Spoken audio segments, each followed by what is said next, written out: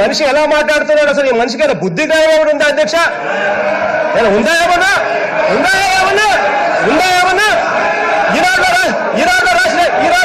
ఈనాడులో రాస్తే నేను ఇక్కడ వచ్చి మాట్లాడితే ఎలా ఉంటుంది? బుద్ధిందా ఏమన్నా?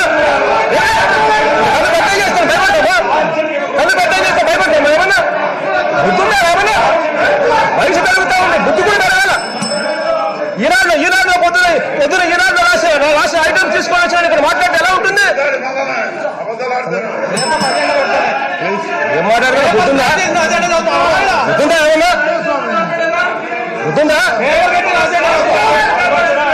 అధ్యక్ష, ఈనాడులో రాసిన ఐటమ్స్ మీద, ఈనాడులో బ్యానర్ స్టోరీస్ రాసిన ఐటమ్స్ మీద గన ఈ అసెంబ్లీ గన చర్చ జరగడం మొదలు పెడితే ఏ రకంగా ఉంటుంది అధ్యక్ష?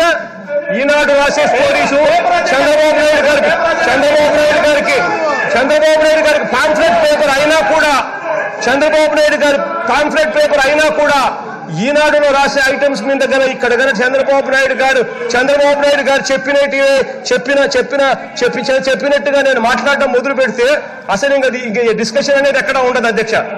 అది పేపర్ బేసిక్లీ ఒక పేపర్ అనేది బేసిక్లీ ఒక వ్యవస్థ. ఈనాడు వాళ్ళకుంటది, సాక్షి అనే పేపర్ ఈనాడుకు ఆపోజిట్ గా ఇంకొక వ్యవస్థ అనేది ఉంటుంది. అదొక మీడియా వ్యవస్థ. ఆ మీడియా వ్యవస్థలో వాళ్ళకు అనుకూలమైన ఛానళ్లు, అనుకూలమైన పేపర్లు వాళ్ళకుంటాయి, మాకు అనుకూలమైన పేపర్లు, అనుకూలమైన ఛానళ్లు మాకుంటాయి. అంతేగాని దానికి సంబంధించినంత వరకు అదొక వ్యవస్థను పట్టుకొని ఆ వ్యవస్థల్లో ఏదైతే రాస్తారో అవన్నీ రాసినట్టు కూడా మనకు ఇష్టం వచ్చినట్టుగా దాన్ని ఇష్టం వచ్చినట్టుగా తిప్పుకుంటూ మాట్లాడడం మొదలుపెట్టి అది మేమే చేశాము, మేమే మాట్లాడాము అని చెప్పి ఆయన ఇష్టం వచ్చినట్టుగా మాట్లాడడం మొదలుపెట్టి ఎట్లా కుదురుతుంది అధ్యక్ష? ఇది ఏదైనా మాట్లాడేసరికి జగన్మోహన్ అనే వ్యక్తి మాట్లాడి ఉండాలి కదా. జగన్మోహన్ అనే వ్యక్తి మాట్లాడినంటే నీకు దమ్ము, ధైర్యము, నిజాయితీ, సిగ్గు ఏమన్నా ఉంటే చూపించమని అడుగుతా ఉన్నా. నా మీద చెప్పలేనప్పుడు ఎందుకు మాట్లాడతామని అడుగుతా ఉన్నా. ఏంటి సార్ ఇలాగే మాట్లాడేస్తారంటే దాంట్లో చూపించాను. చాప్టర్ 5లో when the House assembles under Article 175, 176 of the Constitution, every member shall maintain the dignity and the solemnity of the occasion before, during or after the Governor's address and shall not obstruct or interrupt the address in any manner. Maintenance of dignity and solemnity at Governor's address అనేది చాలా స్పష్టంగా ఈ rule బుక్లో ఉంటే మనమే రూల్స్ని implement చేయాల్సిన వాళ్ళం. వారికి సంఖ్యాబలం ఉందా లేదా పక్కన పెడితే every member of this house has a responsibility to follow the rules. మనమే కనుక రూల్స్ని బ్రేక్ చేస్తే ఇంక మన ప్రజలకి కానీ చూసే వాళ్ళకి ఏం చెప్తాం? నాకు చాలా కాలం క్రితం నేను అప్పుడప్పుడు మనోరు కానీ అడుగుతూ ఉంటాను, సార్ అసెంబ్లీలో ఇక్కడ ఏమి గొడవలు జరిగినా ఎందుకు కేసులు పడవని, ఇక్కడ ఏమి మీకు కొట్టుకో, ఇది నేను నాకు చాలా కామన్ మ్యాన్ ఒక ఇష్యూ, ఒక ఇన్క్విజిటివ్నెస్. అండ్ నాకు పార్లమెంట్లో గొడవ జరిగినప్పుడు ఏమి ఏంటి ఇబ్బంది పెట్టేస్తారు ఏంటంటే ఇక్కడ అవేమి ఉండవు, ఇక్కడ ఇట్స్ ఫ్రీ ఫర్ ఆల్ అన్నట్టుగా మాట్లాడితే then we have more responsibility. మన మీద రూల్స్ పెట్టలేదు అంటే ఏం కేసులు పెట్టమండి. ఇదే కనుక నిన్న వాళ్ళు చేసిన గొడవే కనుక గవర్నర్ గారి మీద ఆయన సుప్రీంకోర్టు జస్టిస్గా ఉన్నప్పుడు ధైర్యం చేయగలరా? కళ్ళల్లో చూడగలరా?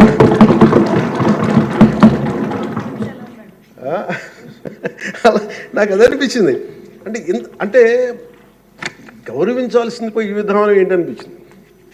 నిన్న టీవీ వాళ్ళని అడిగారు, మీరు వీళ్ళు వైసీపీ నాయకులు ఇలా మాట్లాడారు కదా, మీ ఇదేంటి అని. YCP synonym for ruckus. అంటే గొడవకు కానీ బూతులు కానీ వాళ్ళు పర్యాయ పదం అయిపోయారు. అంటే నిన్న చూసిన గొడవ జరిగిన తర్వాత నాకు నిజంగా అనిపించింది, గౌరవ ముఖ్యమంత్రి గారు అన్ని సంవత్సరాలు వాళ్ళు ఎలాగా వాళ్ళ తట్టుగా నిలబడ్డారు, ఆయనకి హ్యాట్స్ ఆఫ్ తెలియజేస్తారు. అది ఎంత గట్స్ ఉండాలి, ఎంత దమ్ము ఉండాలి, ఎంత ధైర్యం ఉండాలి. అలాగే నాకు నిన్న గొడవలు జరుగుతుంటే నాకు అనిపించింది, నాకు ఇవే గుర్తొచ్చినాయి అధ్యక్ష. వాళ్ళు ఎప్పుడైతే పేపర్లు విసిరేసి అక్కడ దాకా వచ్చారో నాకు గుర్తొచ్చింది వివేకానంద రెడ్డి గారి హత్య గుర్తొచ్చింది. అంటే వాళ్ళ విధ్వంస విధానం చూశారు. అలాగే ప్రజావేదికని కూల్చిన విధానాన్ని గుర్తొచ్చింది అధ్యక్ష. 200 పైచిలుకు ఆలయాలని విధ్వంసం గుర్తొచ్చింది అధ్యక్ష. డాక్టర్ సుధాకర్ గారు చనిపోయిన విధానం గుర్తొచ్చింది అధ్యక్ష. జంగారెడ్డి కల్తీ సారాలో చనిపోయిన చావులు గుర్తొచ్చినాయి అధ్యక్ష. సుప్రీంకోర్టు జడ్జిలతో లెటర్ రాసిన విధానం గుర్తొచ్చింది అధ్యక్ష. వాళ్ళు చేసిన గొడవకి మన హైకోర్టు, ఆంధ్రప్రదేశ్ హైకోర్టు జడ్జెస్ని సోషల్ మీడియాలో బూతులు తిట్టిన విధానం గుర్తొచ్చింది అధ్యక్ష. సోషల్ మీడియా అబ్యూస్ గుర్తొచ్చింది అధ్యక్ష. పత్రికాధిపతులపై దాడులు గుర్తొచ్చినాయి అధ్యక్ష. రివర్స్ టెండరింగ్ గుర్తొచ్చింది అధ్యక్ష. పాలసీ టెర్రరిజం గుర్తొచ్చింది అధ్యక్ష. స్వయం మీ మీద జరిగిన టార్చరు, దాడులు, ఇబ్బంది పెట్టిన విధానం గుర్తొచ్చింది అధ్యక్ష.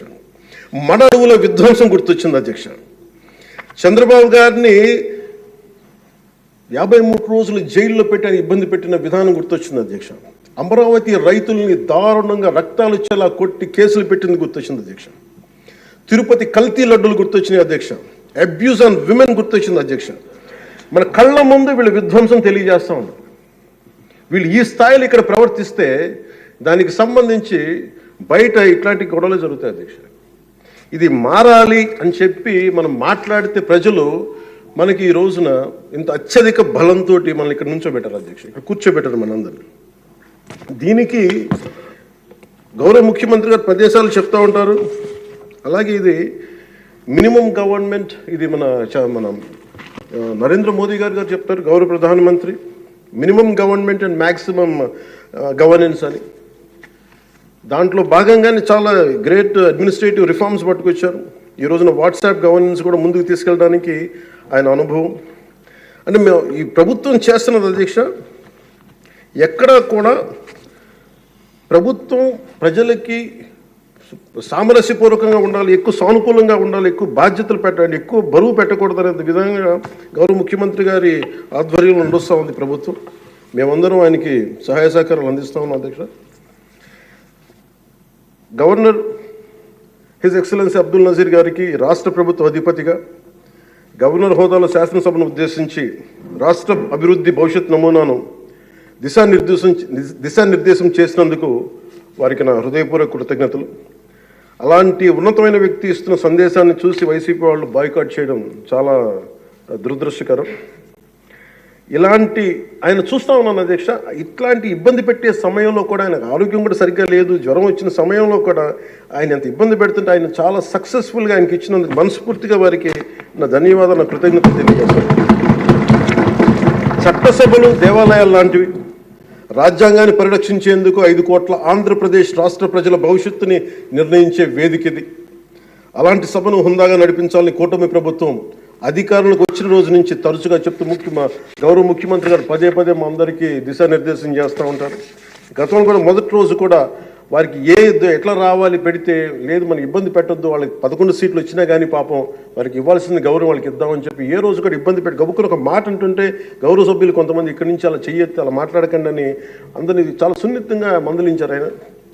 ఇట్లాంటి ఉన్నప్పుడు వాళ్ళు ప్రవర్తించిన విధానం చాలా బాధ అనిపించింది. మేమందరం 164 మంది సభ్యులు చాలా బాధ్యతగా వ్యవహరిస్తున్నాం అధ్యక్ష. భవిష్యత్తులో కూడా రాజ్యాంగ పరిరక్షణ, రాష్ట్ర ప్రజల సంక్షేమం, రాష్ట్ర సమగ్ర అభివృద్ధి ధ్యేయంగా వ్యవహరిస్తామని సందర్భంగా గవర్నర్ గారికి శాసనసభ వేదికగా తెలియజేస్తాం. నిన్న సభలో గందరగోళం సృష్టించి సభ నుండి వెళ్ళిపోయిన 11 మంది ఎమ్మెల్యేల పార్టీకి సంబంధించిన ఎమ్మెల్సీ ప్రవర్తనని ఖండిస్తూ ఇందులో ఆ తప్పు లేనప్పటికీ కూడా గవర్నర్ గారికి ప్రభుత్వం తరఫున క్షమాపణ తెలియజేస్తాను అధ్యక్ష. గౌరవ శాసనసభ స్పీకర్ శ్రీ అయ్యన్న పాత్రుడి గారికి, సభలో ఆసీనులై ఉన్న గౌరవ ముఖ్యమంత్రి శ్రీ నారా చంద్రబాబు నాయుడు గారికి, మంత్రివర్యులకు, శాసనసభ్యులకు, శాసనమండలి సభ్యులకు, అలాగే సభ నుంచి వెళ్ళిపోయిన వైసీపీ సభ్యులకు కూడా నా హృదయపూర్వక నమస్కారం.